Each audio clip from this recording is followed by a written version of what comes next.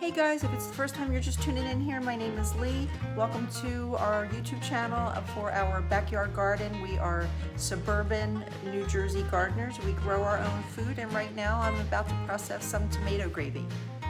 So this is the gravy that I store in a bowl. I try to find various vessels to keep it in because I roast so many tomatoes at once. There's sheet pans of them, and then I just go ahead and I scoop them up and put them into these vessels, and I store them overnight until I can have a gravy day. So while this gets ready to come to room temperature a little bit, I will then take it and put it into the Vitamix, and I'm going to blend it. Over here, I've chopped an entire bulb of garlic, and you don't have to use an entire bulb of garlic. I recommend that you do because the garlic flavor is necessary. And you know, when you cook it early on in the cooking process and you caramelize it at the bottom of the pot without burning it, it actually leaves a much lighter flavor through the gravy. If you want a stronger bang of gravy, add some raw garlic to the end while it, about the last half hour, and just let it simmer in the sauce. Now, I call it gravy. Some people call it tomato sauce. Some people call it macaroni sauce. I've learned, sometimes I'll call it sauce, but I mainly call it gravy. So I'm constantly correcting myself because there's some people who say, gravy, what do you mean? It's tomatoes, but it's gravy.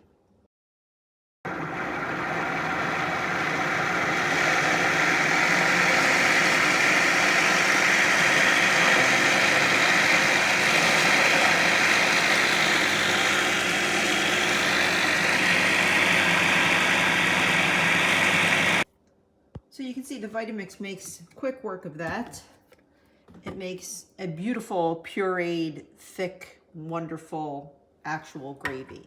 So I get this batch ready. I still have to do all of this. This is going to be a small batch today. I'm not going to use the big vat because my tomato production has finally slowed down because I've processed so much.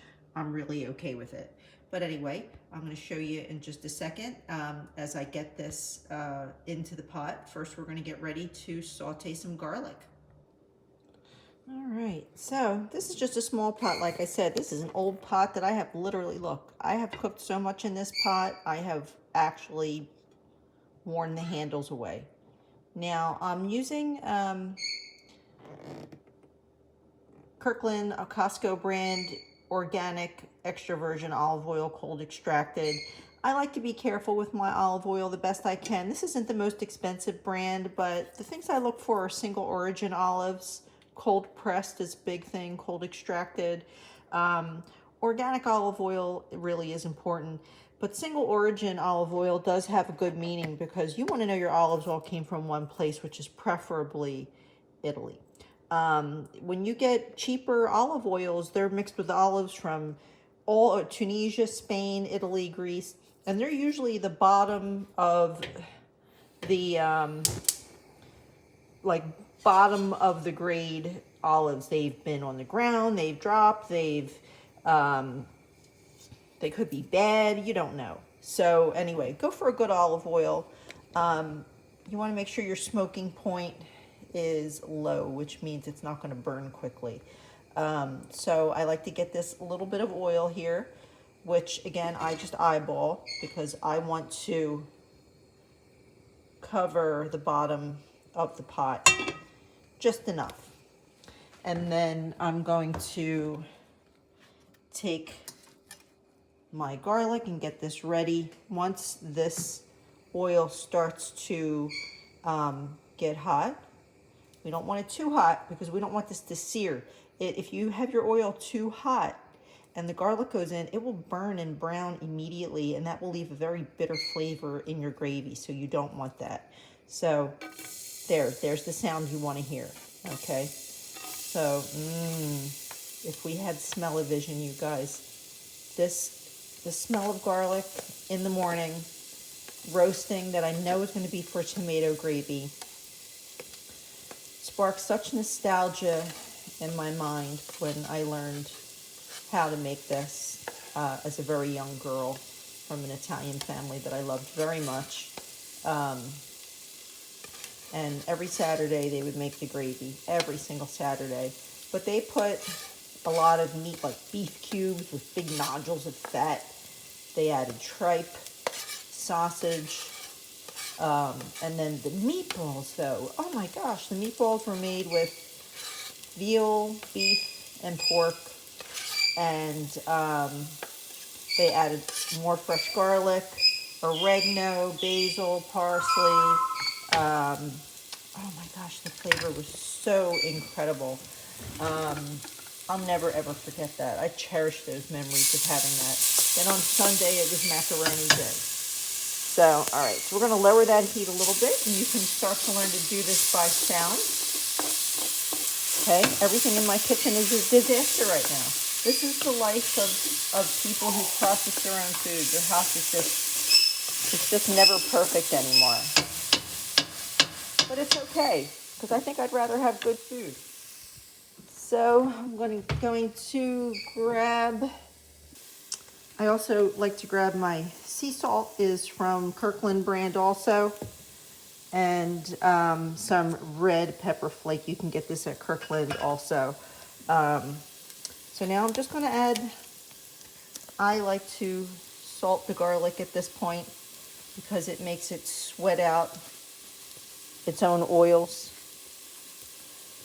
And there's going to be so much gravy that goes in here that this might look like a lot of salt, but it's not. I am not an advocate of salting things heavily. So something else that happens with the gravy is most people who have learned how to make the old world gravy through the Italian Americans, somebody I'm sure out there is going to correct me on this video, but this is a variation of what I learned.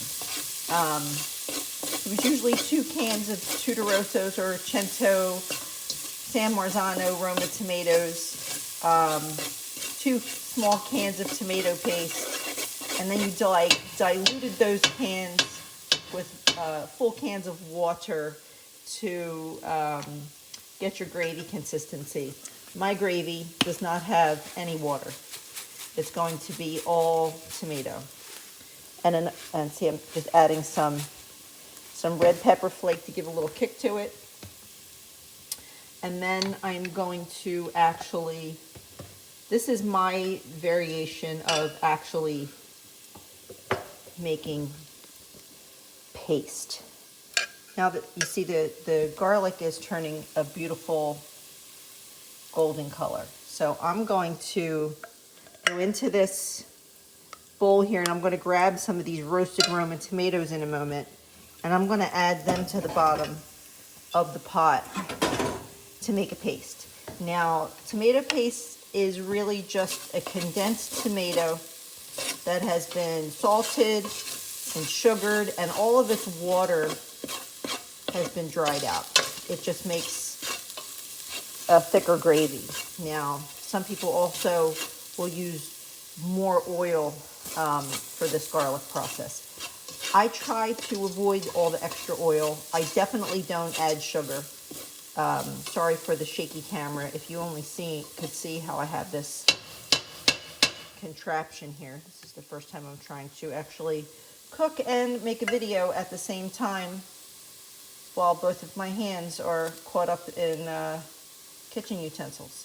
Now I'm going to take this tomato. Oh my goodness, you guys. You could just smell this. No. So they're the roasted tomatoes that I roasted yesterday. And they sat in the refrigerator all night long. They were roasted with just a little bit of olive oil at the bottom of the sheet pan. And I sprinkled them with some of the sea salt. I cooked them at 450. I think this batch cooked for about 40 minutes, and it takes about 40 minutes to an hour, depending on the size of your tomato. But you have to eyeball it, and you'll know that the tomato is fully roasted when the skin on top starts to turn brown. And so this will make a nice thick paste now. And I do have my heat a little bit low, so you want to just keep an eye on that. It doesn't matter if you adjust your heat up and down a little bit until you find the right heat. And I am cooking on a gas range. Be aware if you're cooking on an electric range that your heat is going to fluctuate. It may be a little bit more difficult for you to temper your garlic, so be aware that if the element heat is too high, you're going to burn your garlic. You do not want to burn garlic. If you do burn your garlic in this process, however, it's not really the end of the world. You just might have a little bit of a bitter flavor. I like garlic, so I don't really care, but I've learned through the years to not let that happen. So I'm just going to bring this to a bubble and let it get nice and hot, and then I'm going to pour in the Vitamix portion of the gravy. Okay, so now you can see how those whole tomatoes just thickened at the bottom of the pot. They have mixed in with the garlic and the salt and the red pepper flake. So again, this is acting as my paste. So now I'm going to grab the pitcher from the Vitamix and you can see how thick that gravy is. Now, what am I doing here with the spoon? For some of you who are not kitchen savvy, if you're pouring something from a big pitcher into a pot, hit it, put the spoon in front of it. It prevents the splattering from happening. So look at the consistency of that already. Now, some people like to run this through a food mill and a sieve to get all the seeds out. I don't do that. I'm not really worried about it. The Vitamix really does pulverize almost everything that you put in it. So I assure you that the texture of this gravy is going to be so good and so fresh. You will not know the difference that I didn't take the seeds out. It's never bitter. Now, people add sugar to this to cut the acidity of it, but the roasting process brings out the natural sugars of the tomatoes. So if you have diabetes or if you're watching your weight and you find tomato gravy to just be too sweet, you don't have to add sugar. You don't have to add too much salt. You know, the garlic alone has a salty flavor. It does its thing. Garlic is wonderful for you. It's good for your veins and your arteries. It's good for cholesterol and triglyceride issues. It's a metabolic booster. It boosts your immune system and wards away sickness. It helps your body to do just amazing things. So anyway, this is the start of the gravy. So now what I'm going to do is let that continue to simmer. I am going to put the rest of these tomatoes that I roasted yesterday into the Vitamix and get that poured into the pot. I will save a few of the tomatoes on the side just to have more of a thick, chunky gravy. So when you, oh my goodness, you pick up a big spoonful of macaronis and it's got a roasted tomato on it. It's so incredible.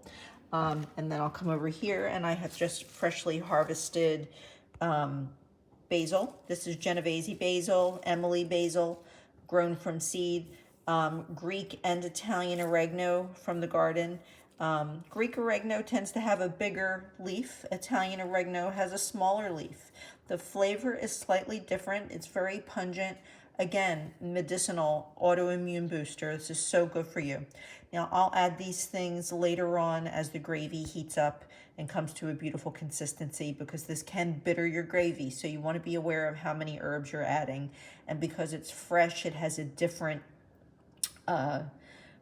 effect than using dried. And you can use dried basil and parsley and oregano. Now my parsley, I'm going to use dried parsley that I got from Costco also, because I just don't have any. I struggle to keep parsley because of the caterpillars, so I just buy the dried parsley for now. But as I add these herbs into the gravy, I'll pick up filming from there. So something I wanted to touch base on the Vitamix, that this is a well-used Vitamix. I'll tell you, I have had this for years and years. Looks like it was a 5,000 series. I paid a few $100s for it. At least, I want to say I don't know, 2009 maybe I've had it since, and it's been heavily used. It doesn't give you like really options. You just have to know, you know, long, you know, it's going to give you that. This dial dictates whether you're on puree, pulse, liquefied. So you see that vortex that it creates? You can make ice cream with this if you turn it to hot. But you just want to gently work with this knob here to get it into a pureed consistency, and that's all it really needs. So the Vitamix is wonderful, and since I bought this, they've come up with several variations of it where it'll tell you puree, whip, or it might give you an option that says smoothie. It might give you an option that says ice cream. But I could actually turn this into tomato soup right now. I could even turn it into tomato gravy, because when you flip this switch to high and this to 10, this vortex action pulls everything from the top down into the bottom, and it actually heats it up. So it would make a hot sauce, and you would see steam coming out of the top of it. I'm not even kidding you. The Vitamix is well worth it. So right now we just have some simmering action. You can see the fresh garlic is coming up to the top, and you really want it to start to simmer like this before you start adding your herbs, because the temperature of the liquid that you add fresh herbs to affects the extraction of the natural oils in the herb. So the herbs are getting ready to go in, and I don't have to cook this for a terribly long time. Now, back in the day when I used to add meat, I did meatballs, I would add chicken and braciole, again, in my variation of the gravy. I would have to let it cook all day long, because I would add the meat in raw once the temperature of the liquid got hot enough, and it would cook the meat. It was absolutely incredible. But we've been vegetarians since 2009, and I don't regret it. There are ways to make vegetarian meatballs where you can't tell the difference you make it with chickpeas. And the key to the flavor of the meatball is not really the meat itself. It's the garlic, it's the herbs, it's the way you add into it. So, so that's that for now. So I'm just going to wait for this to simmer a little bit longer. I'm going to be adding my herbs, and then I can push the pot to the back. Or I can let it cook a little bit longer. It depends on the thickness that I want it to be. The quicker you shut the heat off, you're going to have a thinner gravy. But if I let this simmer for a little while as I add these beautiful roasted tomatoes, it's going to thicken up nicely. And when you pour this over your macaronis, it's really going to stick to the pasta. So it's just gorgeous. Now, don't forget, everyone, watch your heat, because even when this is on low, the pot gets hot in the center of the pot where your flame is, or where your element is underneath of it. So you want to keep this gravy moving. You don't want to just let it, you don't want your bottom to burn. If you burn your gravy, then, I mean, I talked a minute ago about burning garlic, which is one thing, but if you burn the gravy itself, it's not a good thing. So you want this to simmer nicely and evenly. Keep it stirred as it waits for the herbs.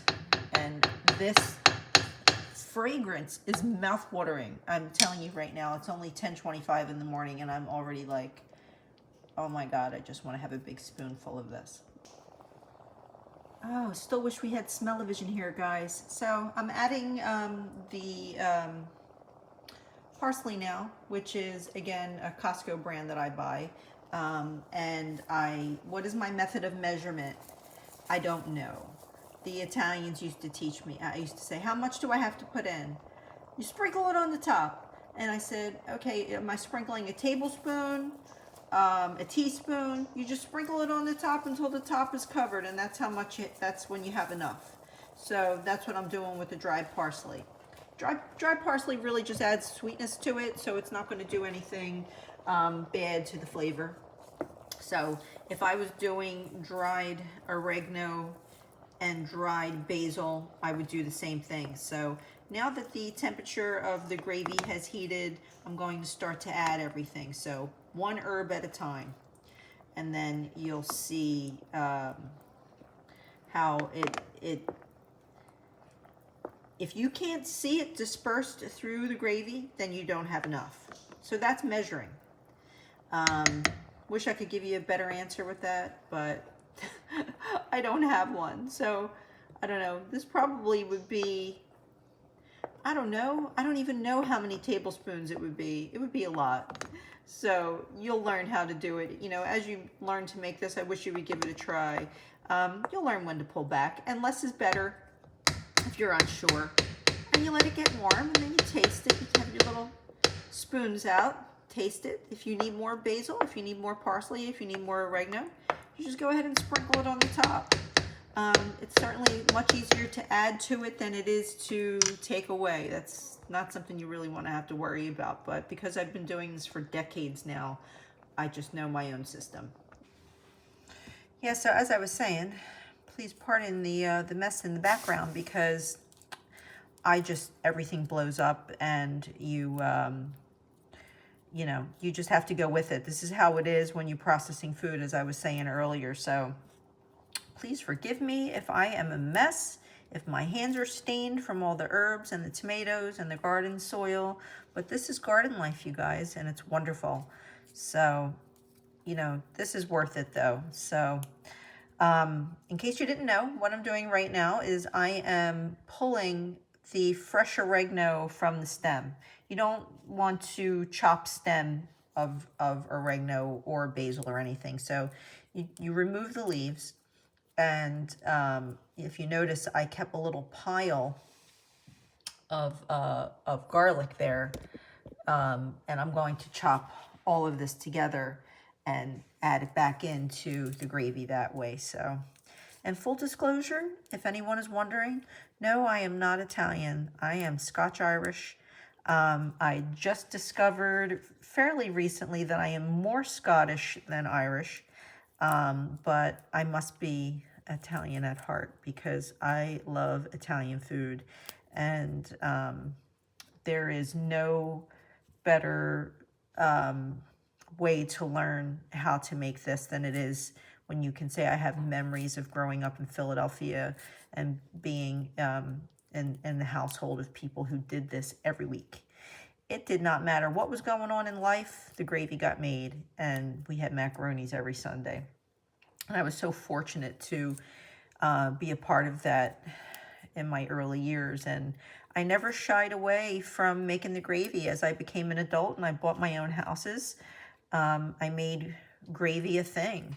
And, you know, even back before I was a vegetarian, I would make meatballs, like I said, and chicken and everything, and put it in the pot now, and then I would just put it in bowls and freeze it. So I always had some in if there was extra. But when I was making it from canned tomatoes, you had more of a controlled amount. So you knew exactly what you were going to get from two large cans of tomatoes and 2 cans of tomato paste diluted with water. You got a reasonable sized pot, which is about the size of what I'm making now. And that would cover the meatballs. It would cover the gravy. And really there wasn't very much left to freeze.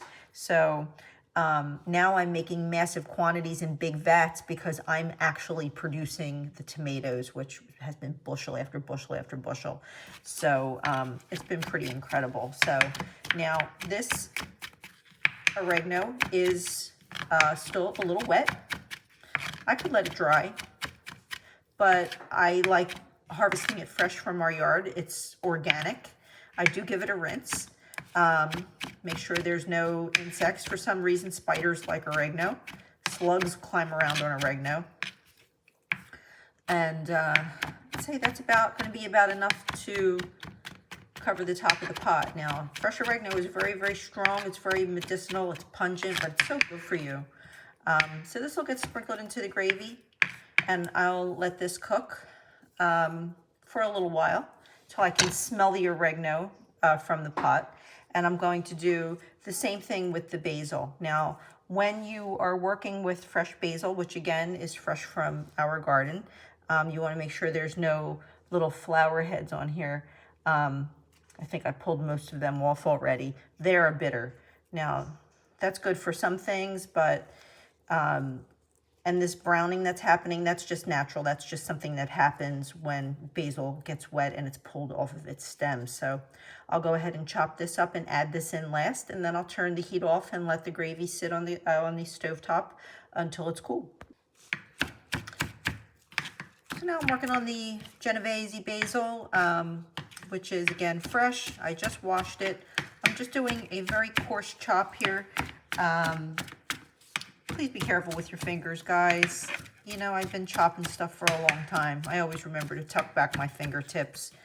Some people are trying to learn to get into the kitchen and do this stuff, and they're out there chopping like this, and I cringe when I watch people chop stuff.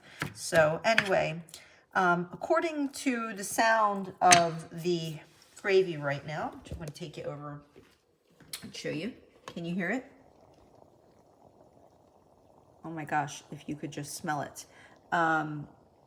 See that beautiful foaming at the top? This is really extracting everything now, so I can go ahead and get this coarse basil put in there, because I can tell from the sound. And you'll learn as you cook, it's not always about simmer for 45 minutes on low heat. I don't cook that way. I'll never cook that way. So for me, I can hear that the gravy is at the right temperature. So I'm going to go ahead and I'm going to add this basil, and I'm going to let it cook for just a little while until I hear another sound, and I'll know by that it's ready for me to turn the heat off. So I've just gone ahead and turned in that beautiful fresh basil. You guys, listen to this sound. You hear that scraping in the middle, and then it goes away when I get to the sides? That's the sound that my heat is too high. Okay, so I'm going to turn it down to low, because now I've really achieved the overall temperature that I want to. If I would let that go, now you can hear I've stirred it. This is what I was saying earlier. You have to stir the pot and make sure that everything gets dispersed evenly, and that your gravy isn't sitting in one spot for too long and just burning away. At this point, I do also keep a loose lid on it, so I have it just offset to the side to let some of the steam escape. But you know, I remember years of watching the gravy getting made and knowing that the lid was off too far, and hearing about you're letting all the gravy evaporate away. So it will evaporate away, and as it thickens, it concentrates and it will reduce. And you don't really have to do that. So it'll dry out and it will burn, and you don't really want that. So keep a lid loosely on it, so just enough air can escape, but you don't want it to evaporate. So it's a good practice to keep in mind. Once you put a lid on this gravy, it does affect the heat retention. So if you have a lid on too tight, then it has no air movement, and that will also cause a hot spot and make it burn. So you want some air, but not too much. Good heat, but not too much. There's a fine balance between that. So can you see all of the fresh basil, the fresh oregano, the garlic, the parsley, which was dried parsley? That's it, guys. There's no crazy ingredients in this gravy. There's no preservatives. I don't add baking soda to thicken it. You don't need to. So again, it was fresh garlic, olive oil, a little sea salt, red pepper flake, fresh homegrown tomatoes roasted the day before, fresh herbs, no sugar, not too much salt. You could add a little black pepper to this if you wanted to, but I would recommend that you do that at the end when you serve it. This is full of flavor and it's full of nutrients. This is good for you. This isn't sugary tomato sauce. Now, I'm gonna let this cook just a little bit longer until I hear the sound that I'm looking for, where I know the temperature is just right to have extracted the basil oils without making it too bitter. I'm gonna push it to the side and I'm gonna let it cool. And once the entire pot is cool, which is going to take several hours, I'll put this pot in the refrigerator overnight. I'm going to let it settle, and then tomorrow morning I'll bowl it up and get it ready to go into the freezer. But for now, I'm going to end this video. So you guys just had a quick tutorial on how to make roasted tomato gravy, old world style, with a little Scotch-Irish flair to it. I'm a Philly girl, learned how to cook from some Italians that I loved, and they taught me well, because everyone that has this gravy absolutely loves it. So give it a try, guys. I'm going to end this video now. I hope you enjoyed this. I hope you learned something from it, and I'll see you in the next video. If you have not liked and subscribed yet, please subscribe to the channel. We have a lot of stuff coming even through winter. So bye, guys.